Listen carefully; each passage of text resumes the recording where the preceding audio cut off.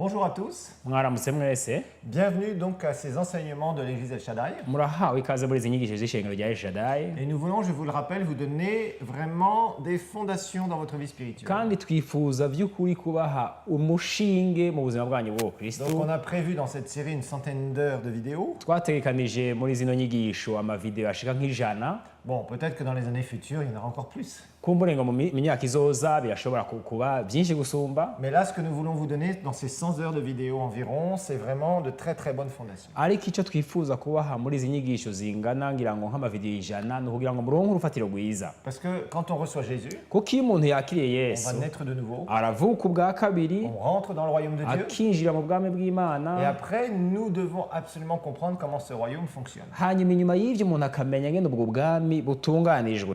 Pour qu'on puisse d'abord vraiment manifester la victoire de Jésus à la croix, kugira ngo icambere ubanze ugaragaze intsinzi ya Kristo ku qu'on musaraba, puisse mieux le connaître, kugira ngo mumenye avoir une neza, relation forte avec lui, ugire imigenderanire ishitse hamwe nawe, savoir qui nous sommes, qu'est-ce qu'il a fait de nous, umenye uriwe neza na neza icyo yakugize, quelles sont aussi toutes ses promesses, umenye amasezerano yiwe, pour qu'on puisse réussir dans nos relations, kugira ngo ushobore kugendera neza mu buzima bwawe bw'imigenderanire n'abandi, puisse vraiment avoir une longue vie sur la terre parce qu'on est guéri dans le nom de kugira ngo Jésus, ushobore kuba uramba ku isi kuko wakize mu izina rya que l'on Yesu, puisse réussir dans notre destinée en découvrant sa volonté, kugira ngo bikugendere neza muri kazoza kawe mu mugambi Imana igufiseko, et aussi bien sûr en réussissant nos finances. cyane n'ikindi naco utunganirwe mu butunzi bwawe. Donc pour ça, on a besoin vraiment d'abord de fondation, Kubw'ivyo rero umuntu arakeneye umushinge et mwiza ensuite d'avancer avec le Seigneur ugendane n'Imana, et de construire notre vie hanyuma wubake ubuzima bwawe sur Christ. kuri Kristo. Voilà, donc nous avons la parole de Dieu, Rero turafite ijambo ry'Imana, mais encore, comme nous le voyons, il faut comprendre ce qu'il y a dans la parole de Dieu. ariko ngo twayibonye turakeneye kumenya ikiri muri rino jambo Et ry'Imana. là, on fait une introduction. Aha à la rero Bible. turiko turakora ico twita Donc intangamarara, vraiment, ce sont des bases.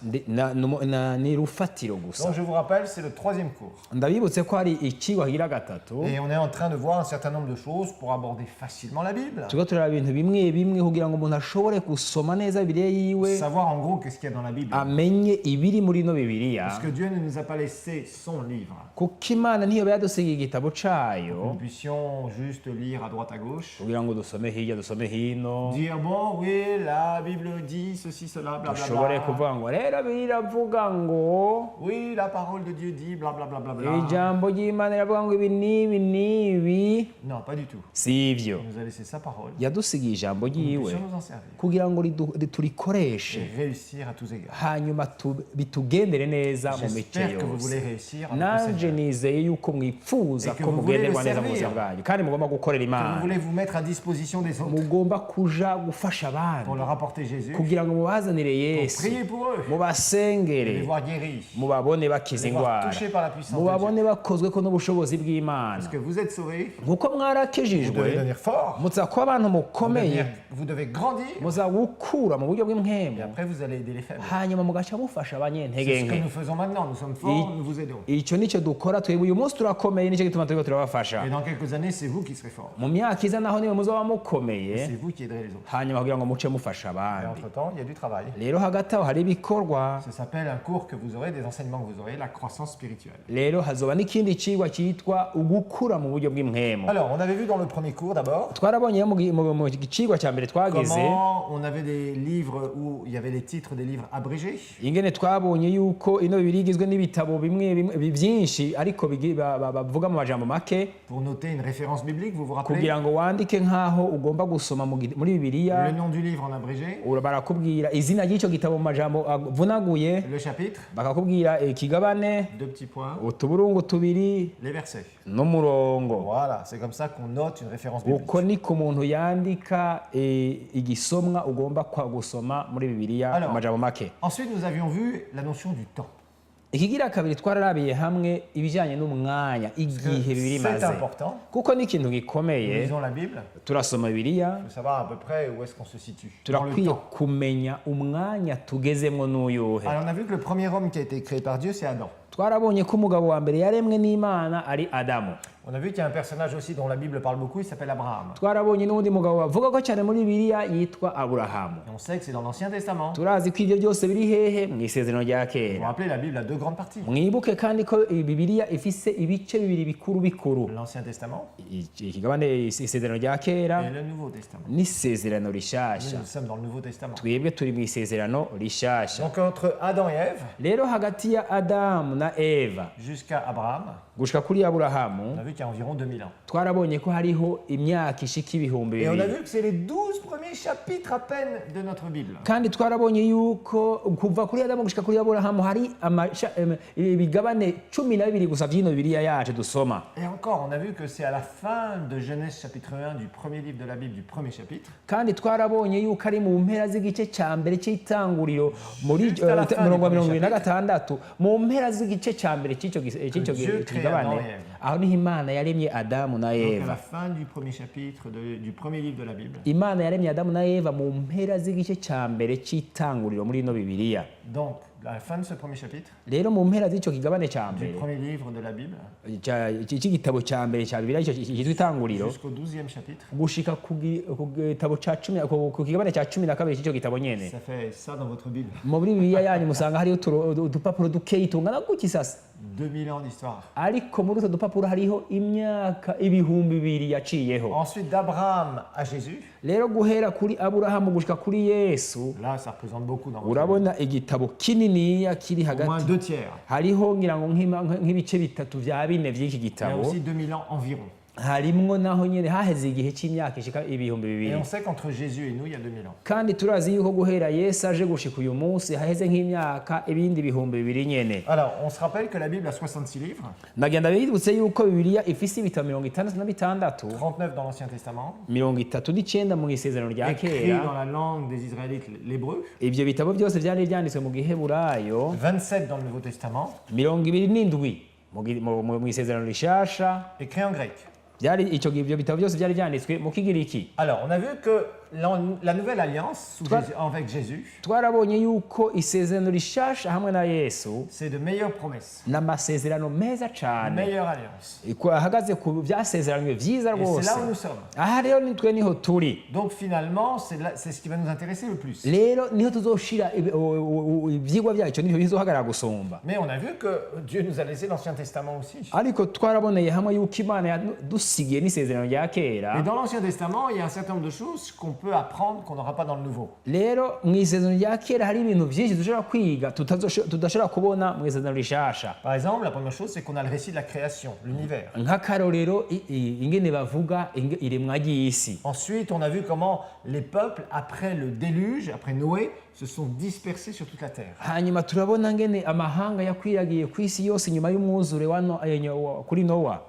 Alors ensuite, on a vu comment Israël va naître. Hanyuma Le peuple d'Israël. hanyuma muri iryo sezerano rya kera harimwo ingene igihugu ca Israeli Quelle est cavutse. son histoire? Mbega kahise kacyo Donc tout ça, l'Ancien nyakahe. Testament nous l'explique. Ivyo vyose mu isezerano rya kera niyo tubisanga. Ensuite, on voit que souvent dans l'Ancien Testament, Ikindi tubona mu isezerano rya kera vous pouvez découvrir certains personnages. nuko mushobora kubona abantu bamwe Et bamwe souvent, on nous raconte beaucoup de choses sur leur vie, bakatubwira ibintu vyinshi ku buzima sur bwabo, leur caractère, ingeso zabo, comment ils ont réussi des choses, comment ils ont échoué dans d'autres. ingene bagize ivyo batora bakabimenya neza ibindi navyo bikabananira, Et ça nous aide beaucoup à comprendre bigaca bidufasha gutahura comment pouvoir diriger. ingene twoshobora Et kurongora, aussi, ça nous enseigne des principes sur la vie. bikanatwigisha amabwirizwa ngenderwako cane cane y'ubuzima. Alors ensuite, on sait que les psaumes nous donnent, et on n'a pas ça dans le Nouveau Testament, les psaumes dans l'Ancien Testament nous expliquent comment louer Dieu et pourquoi louer Dieu. Ikindi twabonye ni nuko amazaburi yanditse mu isezerano rya kera adufasha twigisha ngene twohimbaza Imana bitari mu isezerano rishasha. Alors ensuite, on a bien sûr des prophéties de la fin des temps qui sont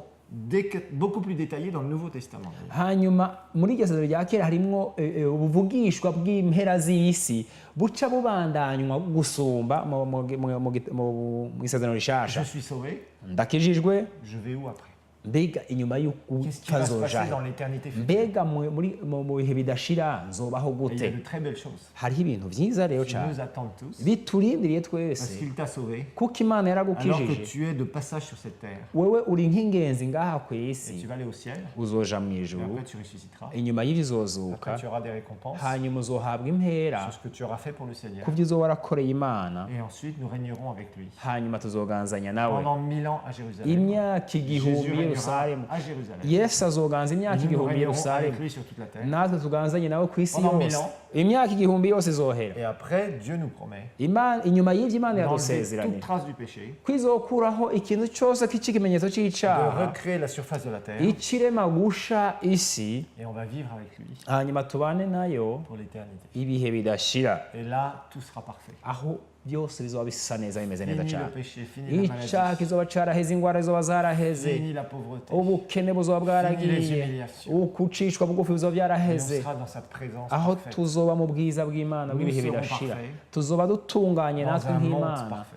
tuba mu isi kandi itunganye Que son nom soit béni parce qu'il nous a sauvés pour ça. izina ry'imana ryagahezagirwa kuko Pour yadukije passer ku l'éternité bw'ibyo avec lui. kugira ngo tubane ibihe bidashira hamwe nayo Ensuite, nous savons que dans l'Ancien Testament, ikindi tuzi mu isezerano rya kera on a des prophéties pour reconnaître que Jésus turafise ubuvugishwa bugaragaza ko yesu était bien le Christ. yari wa mwana w'imana Alors ensuite, on a vu dans la deuxième leçon mu kigwa cya kabiri ce qui s'est passé entre Malachie, dernier prophète de l'Ancien Testament, twarabonye ibyabaye hagati ya maraki ariwe muvugishwa wa nyuma mu isezerano rya jusqu'à kera l'évangile de Matthieu. gushika ku butumwa bwiza bwa matayo On a vu qu'il y a 350 ans d'histoire. twarabonye ko harimwo imyaka ishika amajana atatu Et que mirongo Dieu ne va itanu pas envoyer de prophète pendant cette période-là. kandi muri icyo gihe cyose twarabonye ko imana itigeze irungika ubundi muvugishwa Par contre, ariko ce que Dieu va faire, icyo imana yakoze il va permettre qu'il y ait des livres historiques qui expliquent des choses qui se sont passées. yararetse yuko handikwa ibitabo bya kahise bivuga ibiriko birakoreka muri icyo gihe Alors maintenant, quand on ouvre le Nouveau Testament, rero iyo wuguruye isezerano rishasha on s'est aperçu qu'il y a des choses qu'on ne voit pas dans l'Ancien.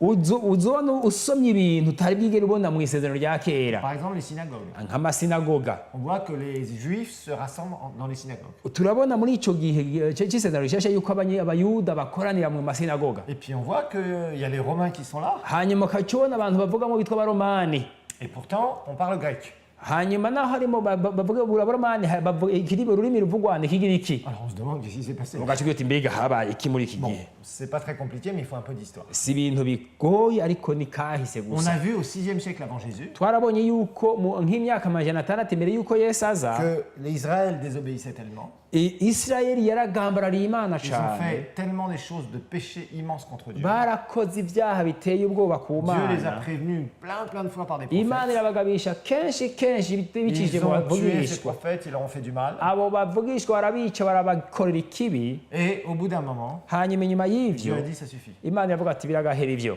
Ils faisaient beaucoup d'idolâtrie, de sorcellerie. abanyisirayeli bari baragiye mu bubaya barakora ibintu bitari Ils byo adoraient by'uko des faux dieux. basenga imana zitari zo Mais il y avait la malédiction sur le pays à haza cause de leur péché. umuvumo kubera ibyaha byabo Alors, c'est plus le cas. Il n'y a plus de malédiction sur un pays aujourd'hui uyu munsi siko bikimeze nta gihugu gishobora kuvumwa kubera ibyaha byabo à cause du péché. kubera icyaha C'est chacun qui est responsable pour ses ni péchés. umwe umwe wese abazwa iby'ibyaha Il faut byiwe bien comprendre ça. murakwiye kugitahura Il y a icyo beaucoup de gens qui sont religieux. kuko hari abantu benshi b'abanyedini Et on expliquera un petit peu sur la nouvelle alliance. tuzobivugana ko mu isezerano rishasha Alors, les synagogues, on a vu, elles vont apparaître. rero turabona amasinagoga Parce qu'au 6e yaduka siècle, il y a ce roi Nabuchodonosor, le kuko Babylone. mu gihe cy'imyaka amajana atandatu imbere y'uko yesu aza hariho umwami yitwa nabukadineza w'i babuloni L'Irak actuel, ni iraki ya kino gihe donc au Moyen-Orient, ce qu'on appelle. ni hariya ruguru nyene mu kigobe Il va cy'abarabu venir et il va envahir Israël. yaraje arifatira On a isirayeli vu qu'il a mélangé les populations. aca aravanga Il va amahanga déporter des Israélites. aratwara abanyisirayeli batwara hariya i babuloni Et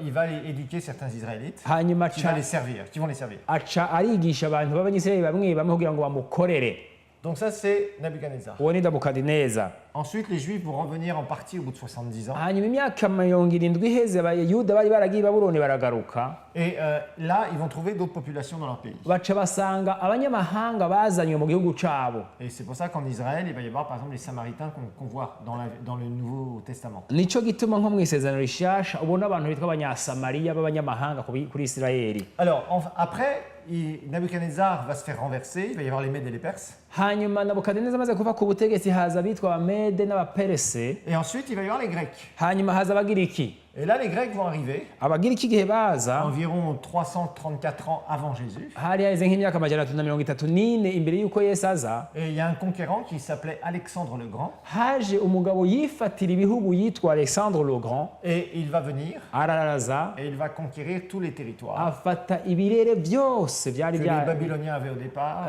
ibirere byari biganjwe que les Mèdes et les n'abanyababuloni, Perses avaient. byari biganjwe n'abamede n'abaperese. Et les Grecs vont installer leur empire. Hanyuma abagiriki bashiraho ubutware Ils vont bwabo, aussi envahir Israël, baca barifatira l'Europe n'igihugu du cya Isirayeli, Sud, barifatira uburaya bw'epfo, l'Afrique du Nord, bayifatira Afurika yo mu une partie buraruko, du Moyen-Orient, des pays bafata arabes. mu kigobe cy'abarabu, barafata ahantu hatari hato. Et en fait, ce qui va se passer, Icyakurikiye c'est que les Grecs étaient très organisés. ni uko abagiriki bari abantu batunganije Et ils neza étaient cyane, très avancés aussi dans pas mal de domaines. kandi bari abantu b'abanyabwenge mu bice byinshi. Sur l'écriture, sur la médecine, Bari sur la abantu bazi mathématique, kwandika, bari abantu bazi ubuvuzi, bari abantu bazi gukoresha ibintu byinshi, donc les sciences, tout ça. ubumenyi bw'uburyo bwose. Et ils vont faire beaucoup d'écrits, ils vont mettre toutes leurs lois partout. Baca bashyiraho amategeko yabo hose, barandika amategeko. Et au bout d'un moment, Haheze igihe en 63 avant Jésus, mu myaka 63 imbere y'uko Yesu aza, eh bien, ce sont les Romains qui vont envahir Israël, entre autres. abaromani nibo bahavuye baza En kwifatira fait, ils n'igihugu vont cyayo. reprendre ce que Alexandre le Grand avait en gros. Baca bafata ibihugu byose byari biganjwe n'uwa Alexandre le Grand. Je simplifie un peu les choses. Ah, parce d'accord. que bon, on est là juste pour simplifier. Aha ndiko ndavuga mu majambo make ingene Donc, byahavuye on bigenda. a bien les Romains qui sont les colonisateurs de l'époque de Jésus.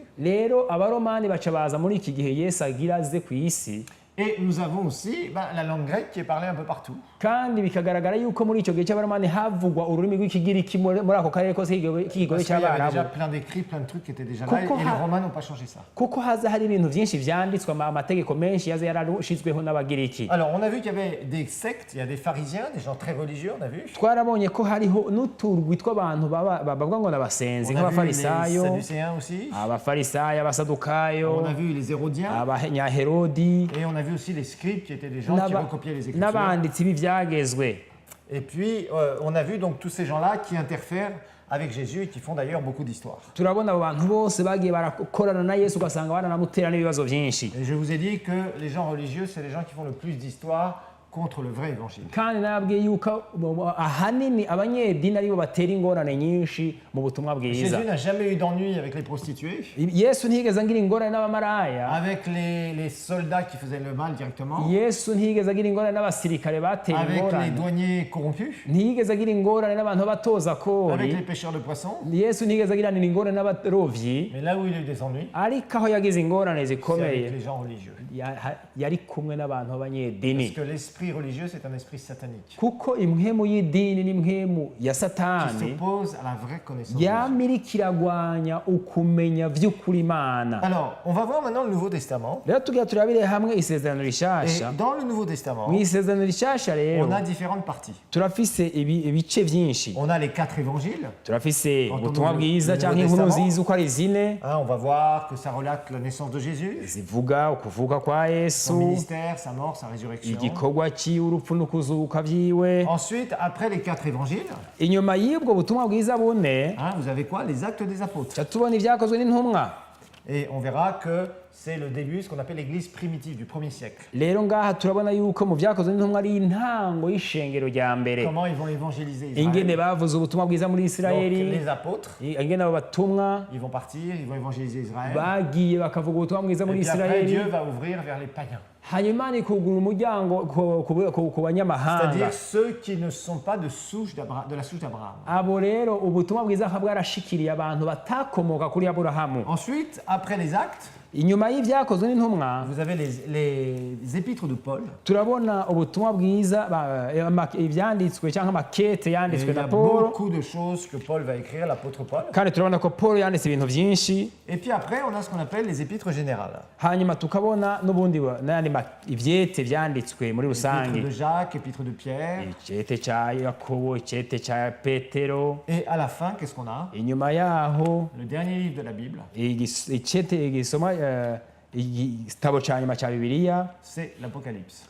ntibyahishuriwe yohana Voilà, donc en gros, c'est ça.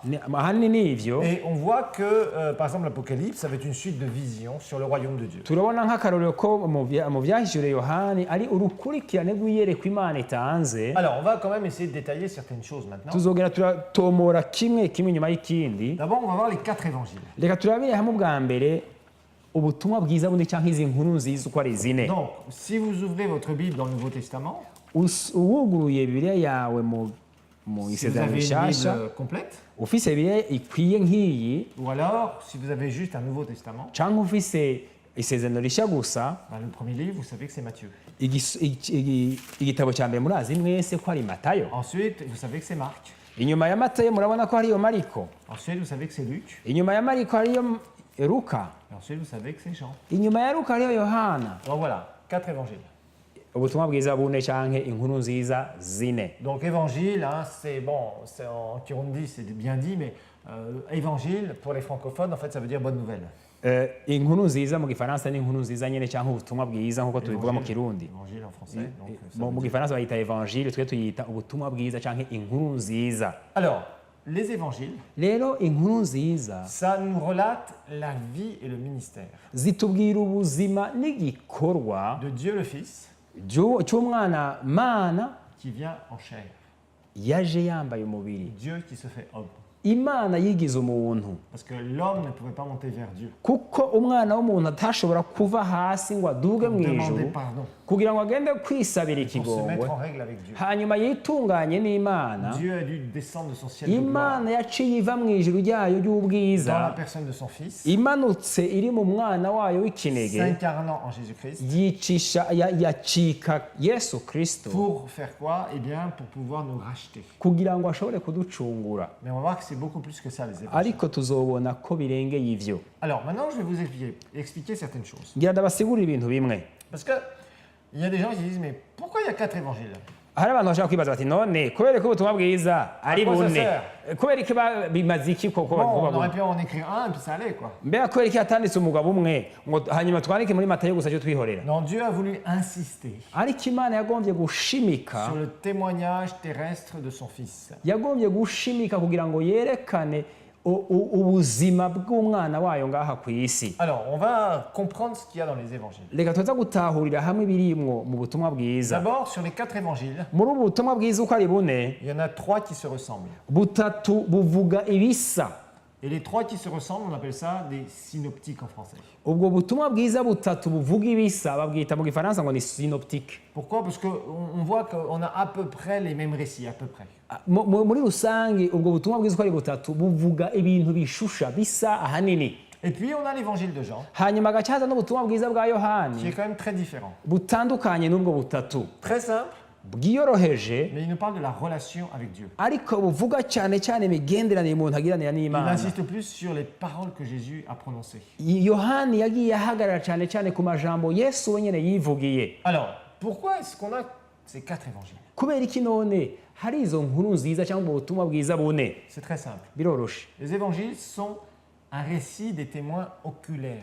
Ubutumwa bwiza ni intahe zashinzwe n'abagabo bavyiboneye ivyabona mu maso mu yandi. Voilà, ils ont vu avec leurs yeux. Barabonesheje amaso yabo, Ils sont capables de témoigner de ce qu'ils ont vu eux-mêmes. barashobora kuvuga ico biboneye n'amaso Pas yabo. quelqu'un qui a dit quelque chose à quelqu'un, qui redira quelque chose à quelqu'un et qui au bout d'un moment va écrire. Atari vya bintu byo kuvuga ngo urumva ni naka yari yambwiye hanyuma naka nacyabwira naka hanyuma naka nawe acyaravyandika. Oya, si uko Non, il byagenze. fallait des personnes qui ont vu et qui ont vécu avec Jésus. N'abantu bavyiboneye babanye na Kristo bamukoze ko hanyuma barandika ivyo babonye. Jésus a eu un ministère de 3 ans et demi. Yesu yamaze imyaka 3 n'inusu y'igikorwa. Il est né, Yaravutse, il a vécu 30 ans sans servir le Père dans un ministère. aramara imyaka 30 ataratangura gukora igikorwa cya se yamutumye. Et à l'âge de 30 ans, Amaze imyaka il a 30 été baptisé. arabatirizwa. Alors, il a été baptisé. Beaucoup de gens disent, pourquoi Jésus a été baptisé? Abantu benshi barashaka kwibaza ngo mbega kubera iki Yesu bamubatirije. C'était pour s'identifier à la race humaine. Ariko kwari kugira ngo yishushanye n'ubwoko bw'abantu. Dire, voilà, je suis là, Avuga ati ego ndi je hano suis un homme comme vous. ndi umuntu nka mwebwe. Et inyuma Je suis y'ivyo prêt maintenant à faire la volonté du Père. nditeze gukora ishaka rya À data propos de mon ministère. bihwanye n'igikorwa imana yantumye. Et c'est ça qu'a voulu dire le baptême de Jésus. Icyo nicyo bisigura umubatizo wa Je yesu. laisse toute ma volonté derrière moi. ndaretse ubugombe bwanje bwose Je inyuma soumets yanje complètement ma volonté à celle du Père. ndayishize mu biganza vya data wanje Et yantumye, je sers le Père hanyuma ndamukorere dans toute la mission qu'il m'a donnée. mu gikorwa cyose yantumye. Et nous verrons la double mission que j'ai. kandi tuzobonera hamwe icyo yesu yari yahamagariye gukora. Alors, pourquoi 3 évangiles qui se ressemblent le plus? mbega none kubera iki ubutumwa bwiza butatu cyangwa inkuru nziza zitatu muri bibiliya zisa? Vous savez, souvent vous allez lire un passage d'un évangile, Hari- d'un des 3. hari igihe Premier. usoma igisomwa cyanditse mu butumwa bwiza muri ibyo bitatu, Et vous allez découvrir qu'il y a des passages parallèles dans, par exemple, vous lisez quelque chose dans Matthieu, nk'akarero usomye igisomwa cyo muri matayo et puis vous lisez, ah, il y a un passage parallèle dans Marc, ukazona barakweretse bati iki gisomwa kirasanzwe kiri no muri mariko et dans Luc. no muri luka ngiki Et ikiriyo. quand vous lisez les 3 récits, ubisomereye ugiye urakurikirana aho bakurangiye kugira ngo uje gusoma, vous avez un peu plus ce qu'on appelle les perspectives. uca ubona muri rusange ingene Ça vyifashe, vous permettra de mieux comprendre les choses. niho uca utahura neza ico kintu baba bariko baravuga ko nyene coba cyaragenze. Quand les apôtres ont écrit igihe intumwa zandika ces évangiles, ubu butumwa et bwiza, vous allez me dire, mais Matthieu était bien un apôtre, ushaka kuvuga uti matayo yari intumwa n'ivyo, mais Luc ne l'était pas, ariko luka ntiyari intumwa et Marc ne l'était pas. na mariko ntiyari intumwa. Non, mais Marc, ariko mariko on sait que c'était le secrétaire de l'apôtre Pierre. turazi neza ko yahavuye acika umwanditsi canke umunyamabanga w'intumwa petero, Et Pierre était un pêcheur de poissons. kandi petero yari umurovyi n'est pas d'éducation. w'amafi, ntiyari yarize amashure, Et il ne savait pas écrire. ntiyari azi kwandika, Et il avait un secrétaire. ariko yari afise umwanditsi Et wiwe. l'évangile de Marc, kandi ubutumwa bwiza bwa on mariko sait que c'est Pierre qui a dicté à son secrétaire. turazi neza yuko ari petero yavuga amajambo hanyuma mariko Eh. akayandika, Marc, effectivement, écrit tout le récit mariko agaca aza arandika ibyo abwiwe na de ce que petero, Pierre a vu. kuvyo petero Et amubwiye, il lui a dicté. akamusomera bakamubwira nawe akandika. Luc luka rero, n'était pas parmi les 12 luka apôtres, ntiyari muri ba bigishwa 12, mais il a suivi des apôtres. ariko yaragendanye Et il n'abigishwa, nous dira qu'il a fait des recherches, il a interrogé, interviewé les témoins oculaires. yaravuze mu butumwa bwiza bwiwe yuko yagize ubushakashatsi, arabaza ivyabona vyibonaniye na Parmi les yesu muri ba bandi 12, Et il a écrit ce qu'il leur a dit. hanyuma aca yandika ivyo bamubwiye. Donc, Luc, c'est comme ça qu'il a écrit son évangile. rero luka nuko yanditse ubutumwa On bwiza sait que yanditse. Jean, lui, il était témoin oculaire. Pierre, Jacques et Jean, c'était les apôtres les plus proches de Jésus. hanyuma turazi yuko yohani nawe yanditse ivyo yabayemo, ivyo yikoreye, ivyo yiboneye, kuko tuzi yuko yari intumwa cyo kimwe n'abandi 12. Alors, revenons à cette question. rero tugaruke kuri iki kibazo, On a 3 évangiles qui se ressemblent beaucoup. dufise ubutumwa bwiza busa cane. Eh bien, en fait, rero on va découvrir une chose. tuzobonera hamwe ikintu kimwe. Vous voyez, par exemple, s'il y a un accident de voiture qui se produit, nk'akarorero dutanga akarorero nk'ahantu habaye igisida cy'imodokari, et que d'un seul coup, vous faites des enquêtes pour savoir ce qui s'est passé. hanyuma ukagerageza kurondera ingene vyagenze kugira ngo iryo sanganya riba, Il y en a un qui vous dira, umwe mu bahagaze ngaho oh, c'était azokubwira une dame qui conduisait la voiture rouge. ati iyo modokari itukura yariko iratwarwa n'umugore, Et en fait, elle était au téléphone. yariko aravugira kw'iterefone, Et le bus, hanyuma iyo ibisi yamugonze, le bus l'a percuté. ibisi iramuseka Parce qu'elle n'a pas fait attention, elle s'est mise au milieu de la route. kuko ntiyagavye, yagiye hagati mw'ibarabara, Et puis la voiture, elle a fait des tonneaux brrr, comme ça, elle a été dans le fossé. hanyuma imodokari kiratembagara igwa mu kinogo, Et le bus est arrivé juste à côté de moi. hanyuma ibisi kirazihagarara iruhande yanje. Bon, il donne son récit. uwo ni uwa mbere avuze ngene igisanganya Et ryabaye, puis, il y a une autre personne qui raconte le récit. bagaca babaza uwundi agira kabiri Qu'est-ce qu'il a yabonye ivyo ingene vyagenze muri iryo sanganya, Oh, la voiture avait un phare cassé devant. agaca avuga nawe ati iyo modokari yagonze yari ifise itara ryapfuye, C'était une voiture du Congo, en fait, ça. iyo modokari Avec les plaques du Congo. yari ifise plaque y'abanyekongo, Et oui, il y avait une dame, oui, il y avait une dame au volant. Oui, mu oui. modokari hariyo umudamu, Et d'ailleurs, elle avait une chemise bleue. uwo mudamu yari yambaye ishati isa n'ubururu, Et elle s'est mise au milieu de la route, on ne sait pas pourquoi. hanyuma twabonye umenga agiye hagati mw'ibarara ntituzi Et le igituma bus lui est rentré dans, boum. hanyuma ibisi kiraza iramuseka pan Puis après, je ne sais pas, la voiture et le bus sont mis sur le côté. hanyuma sinzi vyagenze nabonye imodoka ari zihagaze hirya no hino Oui, il y en a un, le premier, uwa mbere il yabonye a remarqué que la dame était au téléphone. yabonye yuko umudamu yari ku L'autre n'a telefone pas remarqué ça. ariko wa wundi agira kabiri Par contre, l'autre ntiyabibonye a remarqué que c'était une plaque du Congo, par exemple. ariko kugira kabiri yabonye ko plaque yiwe modokari yari iri muri Et le Kongo premier n'avait pas remarqué ça. ariko uwa mbere ntiyari yabibonye ko ari iyo muri Et le Kongo deuxième a vu que la dame avait une chemise bleue. umwe agira kabiri yabonye ko uwo mudamu yari Le yambaye premier n'a pas ishati fait isa n'ubururu attention à ça. ariko uwa mbere yabibonye Par ntiyari yavuze ko contre, le ntiyari premier a yarabi vu que la voiture a fait des tonneaux. uwa mbere yabonye yuko imodokari yakubise A amakiribiti dit, bon, les voitures sont, le bus et la voiture se sont mis sur les côtés. uwa kabiri yavuze ntiyavuze yuko imodokari yagize amakiribite Et s'il y avait eu un troisième, iyo haba ugira gatatu abivuga peut-être qu'il aurait remarqué, oh, il y avait un passager derrière. kumbu yari kugira ati inyuma muri rya modokari y'ujya mugore hariyo Et umuntu quand la voiture a cogné, igihe imodokari yaseka waouh, le passager derrière est passé par le pare-brise devant. umwe w'inyuma yari inyuma y'imodokari yaciye asimba aca muri Et parabrise le bus s'est mis sur le côté, il a glissé tout le long. hanyuma ibisi yaciye igenda inyerera Et ça a été terrible, on pensait vraiment qu'il allait s'écraser. twari twibagiwe tuti by'ukuri igiye guseka bibaye nabi Vous voyez, il y a des choses que l'un ou l'autre peut remarquer. hariho ibintu rero umuntu ashobora kubona ubundi ntabibone Et si vous prenez les 3 témoignages de l'accident, rero mufashe abantu batatu barabiye hamwe vous avez isanganya beaucoup plus de rimwe détails. muca muronka ido n'ido ry'ingene Parce vyagenze que vous avez des témoignages kuko mufise avec intahe des gens qui ont ressenti avec leur sensibilité certaines choses. abantu bagiye barabona ibintu bitandukanye kubera bihwanye ngira n'ingene Et bameze vous pouvez faire l'expérience hanyuma ugaca ubikora en demandant à des gens de vous décrire un événement. nico kimwe no kubaza abantu bakubwira ibiriko Et à biraba une autre personne de décrire aussi le même événement qu'il a vu. ugasanga ubajije uwundi muntu ariko aravuga ico Et gikorwa kiriko encore à une kiraba autre personne de le faire.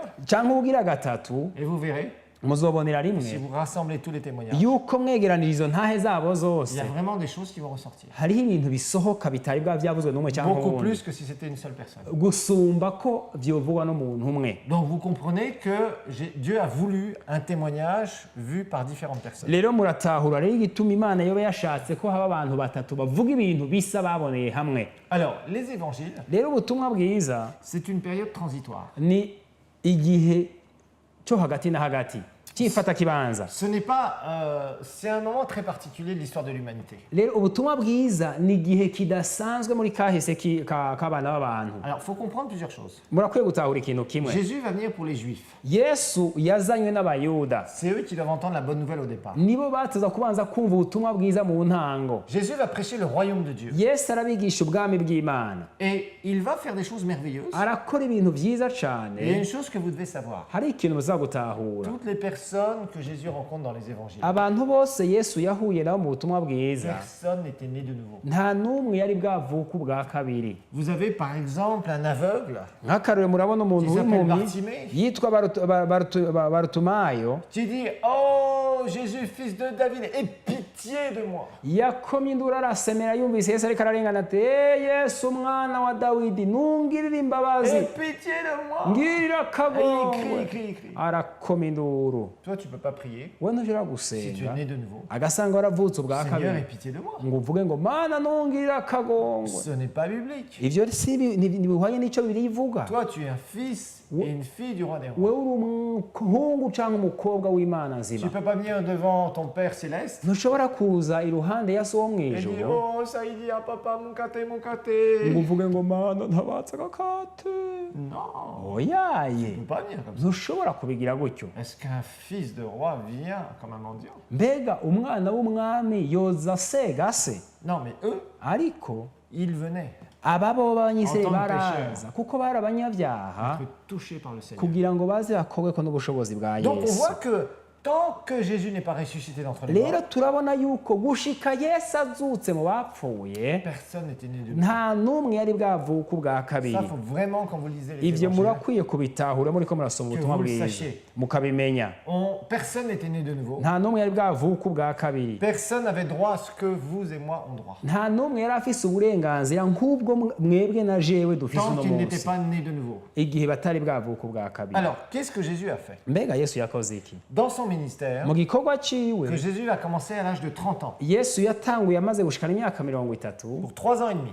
mu myaka 3 n'igice il va avoir 2 grandes missions. yari afise ibikorwa bibiri Je bikomeye, dirais une double mission. igikorwa kirimo ibikorwa bibiri Donc, bihambaye. sa venue unique sur la terre, la venue de Jésus unique sur la terre, ukuza rimwe kwa mbere kwa yesu était mandatée pour 2 grandes missions. yari afise ibikorwa bibiri bihambaye. Alors, la première, icya mbere c'est vraiment montrer l'amour du Père, kwari kugira ngo yerekane urukundo rwa data, d'annoncer l'amour du Père, avuge urukundo data akunda que Dieu abantu, est un Dieu qui est bon. avuga ati imana ni Et nziza. vous verrez que particulièrement, kandi muzobona yuko au début des évangiles, mu ntango z'ubutumwa Jésus est en bwiza train de casser la mentalité religieuse. yesu yakoze igikorwa cyo gusambura ibikorwa D'un byashyizweho Dieu n'abanyedini. méchant qu'ils avaient comme image. abantu aho bari bafise igicapo c'imana ikaze y'inkazi, Il est en train de casser cette mentalité icyo gicapo nicyo yari pour leur karasangangura montrer que Dieu est un bon Père. kugira ngo abereke yuko imana ari imana Il présente nziza. Dieu comme un Père, un papa. arerekana yuko data wo mu ijuru ari imana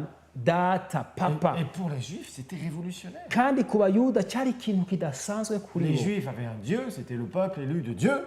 abayuda bari bafise imana, bari bibaza ko ari abantu batowe, ko ari ihanga ryatowe Et d'un n'imana. seul coup, Jésus leur disait, hanyuma yesu aje arababwira vous avez un papa. ati murafise so wo mu Il ijuru, sait de quoi vous avez besoin. ati arazi ibyo mugomba. Moi, je suis venu pour faire sa volonté. jewe icyanzanye no gukora Et ishaka il nous rya parle data. du papa céleste, du papa céleste. arababwira ibya papa wo mu ijuru. Et en fait, les Juifs ne comprenaient pas au début. abayuda ntibabitahura ibyo. Beaucoup n'ont même pas compris par la suite. n'inyuma y'ibyo ntibigeze Ils babitahura. faisaient la guerre à Jésus baguma bamurwanya pour gusa, essayer de le tuer plusieurs fois. bagerageza kumwica inshuro nyinshi. Mais on verra que Jésus est mort au temps marqué par le Père. ariko tuzobonera hamwe yuko yesu yahavuye apfa ku mwanya data yashizeho. Donc Jésus va faire quoi? yesu yakoze iki Il va ntanya? enseigner sur Dieu, sur le Père. arigisha ibijanye na data, Il va enseigner des choses merveilleuses. arigisha ibintu vyiza cane Mais il gose. va aussi démontrer le royaume de Dieu. inyuma yo kuvyigisha ariko aragaragaza ubwami bw'imana. Comment va-t-il démontrer ce mbega royaume? yagaragaje ubwami bw'imana gute?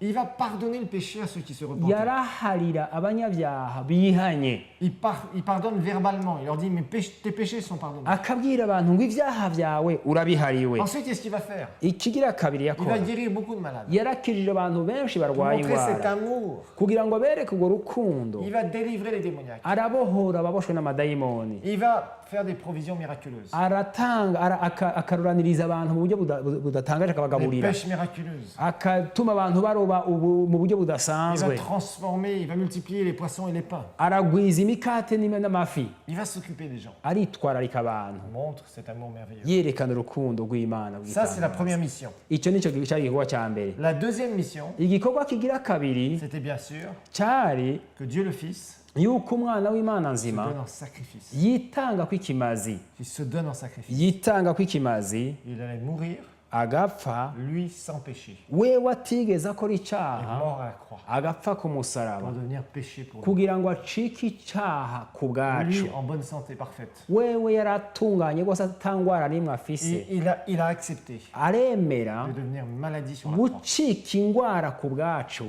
Lui, le propriétaire des cieux et la terre, wewe yari nyene byose ibintu byose ku il a isi, accepté sur la croix de prendre notre pauvreté. yemeye kwakira ubukene bwacu ku musaraba. Et ça, c'était ce que Jésus est venu faire. icyo nicyo yesu yaje gukora. Donc, quand vous lisez les évangiles, iyo muriko murasoma ubutumwa vous voyez bwiza, d'abord que c'est Dieu le Fils qui vient en chair. mubone yuko ari umwana w'imana nzima aje yambaye Il umubiri, enseigne des choses et c'est progressif akigisha abantu buhoro buhoro pour casser la religion, kugira ngo asambure iby'idini ry'abigishije bitari byo, pour montrer à l'homme kugira yereke umwana que w'umuntu Dieu est un Dieu merveilleux, un Dieu qui est yuko bon, imana ari imana nziza, un Dieu qui sait pardonner, imana izi guharira, un Dieu qui restaure les vies, imana inagura ubuzima bw'abantu un Dieu qui bwasambutse, s'occupe personnellement des gens. imana yitwararitse abantu by'ukuri. Et il va nous montrer l'exemple. ikiratwereka akarorero Comment nous devons faire, nous. ingene natwe twobigenza, À quoi nous sommes appelés, nous, l'Église de Dieu? icyo duhamagariye twebwe nk'ishengero ry'imana. Il a été notre exemple. yacitse akarorero Il va kacu, nous ouvrir le royaume par son sacrifice. yatwugururiye ubwami biciye mu kimazi ciwe, On y entre par la nouvelle naissance, twinjirayo biciye mu kuvuka ubwa par kabiri ce miracle kwacu, extraordinaire. biciye muri icyo gitangaza Et kidasanzwe. après, il nous dit, allez-y, acaratubwira ati nimubandanye Maintenant, c'est à vous. ubunye n'uruhara rwanyu. Oui, Jésus n'a pas été là pour toujours sur cette terre. Yesu ntiyabaye ku isi ibihe byose. Heureusement d'ailleurs. Imana ishimwe mbere ko byagenze Parce uko. que si Jésus devait être là encore aujourd'hui à Jérusalem, Kuko iyaba Yesu yaciye aguma i il y en a Yerusalemu, beaucoup d'entre vous hariho abantu benshi muri qui ne mwebwe pourraient pas être touchés par sa puissance. batokozwe ko n'ubushobozi bwiwe, Parce qu'il faudrait acheter un ticket d'avion pour y aller. kuko uba ukeneye itike y'indege kugira ngo uduge i Yerusalemu. Et là, n'importe qui sur cette terre, Rero umuntu wese ngaha ku isi, depuis que Jésus est mort et ressuscité, guhera Yesu apfuye akazuka, quiconque sur cette terre umuntu wese ari ngaha kuri ino si invoque le nom du Seigneur ahamagaje atabaje izina ry'umwami et peut être sauvé par le miracle de la arashobora renaissance. gukizwa biciye mu gitangaza cyo kuvuka Et ubwa ça, c'est ce kabiri. que Jésus a fait. Icyo nicyo Yesu yadukoreye. Parce qu'il n'est pas merveilleux, notre Jésus. Mbega Yesu si mwiza kuri Il a fait des ubu, choses tellement merveilleuses. yakoze ibyiza by'igitangaza. Donc, comprenons ce qu'il était venu faire. Mutahure icyo yaje gukora. Donc, il faut faire attention aussi à certains enseignements. Mugabe kandi no ku nyigisho zimwe zimwe. Hein, on a vu, vous allez voir, je crois, dans les cours suivants, Ndizeye ko muzobona mu à kigwa propos de la kizokurikira repentance. ibijyanye n'ukwihana ibyaha. Il y a des choses que le Seigneur dit. Hariho ibintu umwami avuga Des fois, on se dit, waouh! ukavuga uti aha. Par exemple, Jésus dit, Nk'akarero Yesu si aravuga si ton œil est une occasion de chute pour toi, ngo agasanga ijisho ryawe ryo gutumurwa arrache-le. urishikura urikureyo. Et on verra qu'il va dire des choses comme ça, le Seigneur, Aravuga ibintu bisa n'ibyo umwami pour un peu secouer les consciences. kugira ngo anyiganyiza ibyiyumviro by'abantu bamwe Et bamwe. montrer aux Juifs qui étaient des gens très religieux Yereka abayuda cyane cyane bari abantu b'abanyedini ryishe qu'on ne peut pas plaire à Dieu yuko udashobora guhimbara Imana et lutter contre le péché hanyuma ngo urwanye icyaha sans avoir un changement de nature. utagize kameremere kawe kahindutse. Et c'est pour ça que souvent au début, Nicyo gituma kenshi mu Jésus ntango va parler de la loi, de la loi, de la loi. Yesu azovuga yisunga ibyagezwe Et ibyagezwe il va dire, ibyagezwe. il est impossible d'être justifié par la loi. Arababwira ati by'ukuri nta muntu yoshobora gutsindanisha Il cyangwa est impossible gutsindanishirizwa de plaire à n'ibyagezwe. Dieu par la loi. Ntibishoboka yuko umuntu ahimbara Imana biciye mu byagezwe. Il vous faut un changement de nature. Murakwiye yuko kameremere kanyu Et gahinduka. c'est ça que Jésus mettait, là où il mettait l'accent. Aho niho Yesu yashize inyigisho Il ziwe. voulait que les Juifs comprennent Yagomba ko abayuda que batahura sans être transformés, yuko udahindutse, être né de nouveau, utavutse ubwa il kabiri, ne pourrait pas plaire à Dieu. udashobora guhimbara Il ne Imana, pourrait pas lutter contre le péché. udashobora kurwanya icyaha, Parce que le pécheur pêche. kuko umunyabyaha aguma akora On icyaha. verra ça dans la repentance. Ibyo tuzobibona mu bijyanye n'ikigwa kijyanye no kwihana ibyaha. Alors, quand nous regardons l'Ancien Testament, Iyo turavye n'isezerano rya kera, on voit que dans l'Ancien Testament, il y a des listes de péchés. turabona ibyaha urutonde rw'ibyaha Dans l'Ancien bitandukanye. Testament, vous avez toute la loi, tu ne feras pas, tu ne feras pas, tu feras, tu ne feras pas, tu ne feras pas, tu ne feras pas. Mu isezerano rya kera haranditse uzokora uzogira ibi ibintu byo uzokora ibintu uzokora iki kirazira gukora iki kirazira gukora iki. Mais on va découvrir dans le Nouveau Testament, Ariko tuzobona ko mu isezerano rishasha Dieu nous laisse un commandement. Dieu nous laisse un seul commandement. Imana yaduhaye ibwirizwa rimwe gusa, De l'aimer kuyikunda et d'aimer son prochain, no gukunda bene data comme soi-même. nk'uko twikunda twebwe nyine. La Bible nous dit qu'à ce moment-là, on accomplit toute la loi. Bibiliya ikitubwira ngo nitwakora ibyo tuba dushikanye amabwirizwa Et yose. pour ça, il faut avoir une nature changée. Ariko ku bw'ibyo umuntu akwiye kubanza guhindura Il kameremere faut que kiwe. cette nature soit changée. Iyo kameremere yawe ikabanza Par igahinduka ce miracle de la nouvelle biciye mu naissance. gitangaza cyo kuvuka ubwa kabiri. Alors, maintenant que nous avons vu les évangiles, Ikindi twabonye ni uko ubutumwa bwiza, juste après, inyuma y'ivyo, nous avons les actes des apôtres. inyuma y'ubutumwa bwiza turabona ibyakozwe n'intumwa. Alors, les actes des apôtres, Ibyakozwe n'intumwa c'est formidable. ni byiza cyane rwose. C'est Jésus qui dit, Ni Yesu avuga tout au début, mu en ntango gros, voilà, moi, je suis mort, je suis ressuscité. ati jewe narapfuye none narazutse. Parce que les évangiles se terminent où Jésus apparaît à ses disciples. Ahanye ubutumwa bwiza buhera ari uko Yesu yeretse abigishwa biwe, Les fait naître de nouveau, particulièrement, on voit ça dans l'évangile de Jean. akabavukije ubwa kabiri, na cyane cyane tubibona mu butumwa bwiza bwa Yohani. Et à partir de ça, Inyuma y'ivyo, au début des actes, mu ntango y'ibyakozwe n'intumwa, Jésus va partir. Yesu aragenda akaduga Et il mu leur dit, ijuru, vous savez, arababwira ati il faut murazi que vous restiez ici, murakwiye kuguma ngaho à Jérusalem. aho i Yerusalemu, Vous allez recevoir une puissance. muzokwakira ubushobozi Le Saint-Esprit mpwemu va yera venir sur vous. niyabazako, Et vous serez mes témoins partout dans le monde. muzocika ivyabona vyanje ku isi yose Jérusalem, à Samarie, et muhereye partout, i dans toute la Judée, yerusalemu partout, i samariya no dans toute la Judée et dans le monde entier. mu buyuda n'ahandi hose Et c'est là où en fait il va les envoyer avec une mission. aho yesu niho yabarungikanye igikorwa bari bukore La mission de faire quoi? igikorwa cyo gukora iki D'aller prêcher son évangile cyo kugenda kuvuga ubutumwa bwiza et bwiwe de démontrer le royaume no de Dieu. kugaragaza ubwami Ce que bw'imana Jésus a fait, ivyo yesu yakoze nous devons le faire. ngo dutegerezwa kubikora Et natwe c'est ça qu'il faut apprendre à faire. icyo rero nicyo dukwiye kwiga Dans twese l'ordre de Dieu. mu rutonde imana igomba Pas dans le désordre en pensant qu'on fait les choses de Dieu Atari parce ugu- qu'on s'appuie sur la Bible. atari ugukora ibyo wishakiye byose wibaza ngo uriko urakora iby'imana kubera wisunze ibintu bivugwa muri bibiliya On a vu qu'il y a beaucoup de gens qui s'appellent apôtres, prophètes, pasteurs, enseignants, évangélistes dans tous les sens. turabona abantu bita amazina ngo genda umuvugabutumwa ndi ntumwa ndi pasitori ndi ibintu byinshi Mais qui nous montrent les œuvres du royaume. ariko batigera bagaragaza iby'ubwami bukora C'est pas un titre ces ministères-là. ariko ibyo bintu nagira babwire ko atari izina wiha Alors, au début des actes, rero mu ntango y'ibyakozwe n'intumwa Jésus va partir. yesu araduze mu ijuru Ensuite, il va y avoir la Pentecôte. Ils reçoivent la puissance du Saint-Esprit.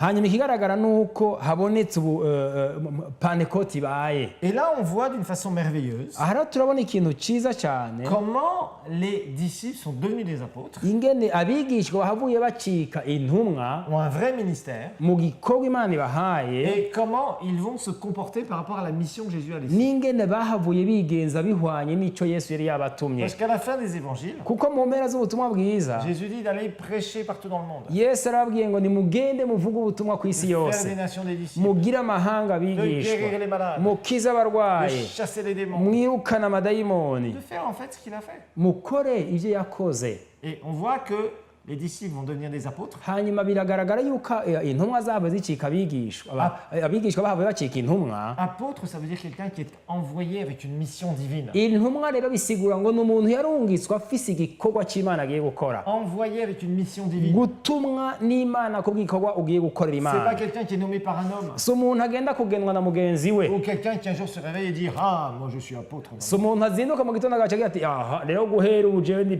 intumwa Non, pas du tout. oya si uko C'est bigenda quelqu'un qui reçoit un don, n'umuntu yakira qui ingabire porte les fruits. hanyuma agaca yama ivyamwa On vy'ingabire reconnaît l'arbre à son fruit. rero umuntu amenyera ubwiza bw'igiti ku camwa Vous caco verrez, je vais vous enseigner des choses très simples. nzobigisha ikintu gikomeye cyane Parce que j'ai découvert que finalement, kuko nasanze muri rusange l'évangile et le royaume de Dieu, c'est très simple. inkuru nziza n'ubwami bw'imana n'ibintu Et que byoroheje ça sert à rien de compliquer. nta kintu na kimwe kigoye kirimwo Donc vous allez vraiment acquérir des notions très simples. muzogenda mwiga ibintu bisanzwe Mais si vous ouvrez votre cœur, mwuguruye umutima wanyu vraiment vous allez voir des choses ni merveilleuses. ukuri muzobona ibintu byiza Je cyane vous garantis, vous allez voir des ndababwije choses ukuri merveilleuses. muzobona ibintu byiza Parce que rwose vous avez soif. kuko Et muranyotewe c'est pas d'où vous venez qui est important. kandi igikomeye si aho uvuye C'est où vous allez aller avec le Seigneur. ahubwo niyo ugomba gushika hamwe Alors, n'imana les actes des apôtres rero ibyakozwe n'intumwa nous montrent qu'est-ce qu'ils prêchaient, bitwereka ibyavugwa muri icyo gihe quelles étaient les œuvres qu'ils faisaient. mbega ibikorwa bakora byari bimeze gute Ensuite, on ikindi voit au début,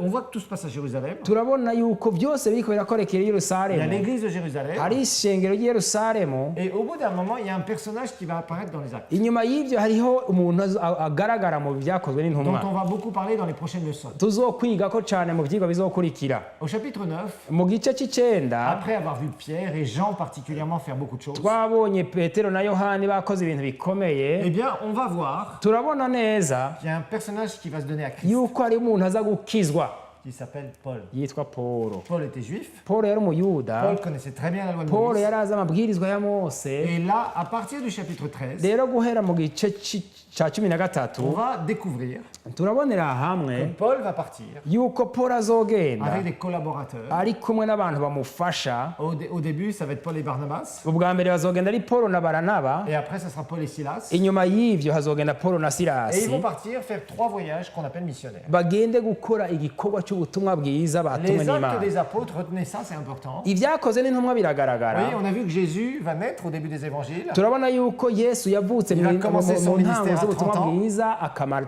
igikorwa cyo amaze imyaka 30 Il va faire son ministère pendant 3 ans et demi. agakora igikorwa cyo mu myaka 3 Il va mourir, n'igice ressusciter, arapfa arazuka partir au ciel. araduga mu ijuru Et après les actes des apôtres, inyuma y'ibikorwa tous byakozwe les n'intumwa actes ibyakozwe n'intumwa Le byose livre des Actes des Apôtres, guhera ku byakozwe n'intumwa byose ça couvre 30 ans d'histoire de l'Église. bivuga imyaka 30 ishengero ryabayeho rappelez-vous, ririko rirakora. Au début, on a les 12. ubwa mbere mwibuke dufise abantu 12 intumwa On a surtout 12. Pierre et Jean qui sont acteurs. turabona cyane cyane hakora uwitwa Paulo na Petero na Pierre et Yohani. Jean, oui. Paul se convertit, acte 9. hanyuma Paulo arakizwa mu kigabane cy'icenda Environ 3 ans après la résurrection de Jésus. imyaka nk'itatu nyuma y'ubutumwa nyuma yo kuzuka kwa Et à Yesu. partir de acte 13, hanyuma uhereye mu kigabane cya 13 cy'ibyakozwe n'intumwa, Paul va faire 3 voyages missionnaires. Paulo aragenda kuvuga ubutumwa bwiza inshuro zitatu Et il zose. va aller surtout dans la Turquie actuelle. aragenda muri Turukiya En y'ikigihe, Grèce. mu Il Bugiriki, va aller jusqu'en Italie. arashika mu gushika no mu Et Butaliyano, entre-temps, bien sûr, il reviendra à Jérusalem, etc.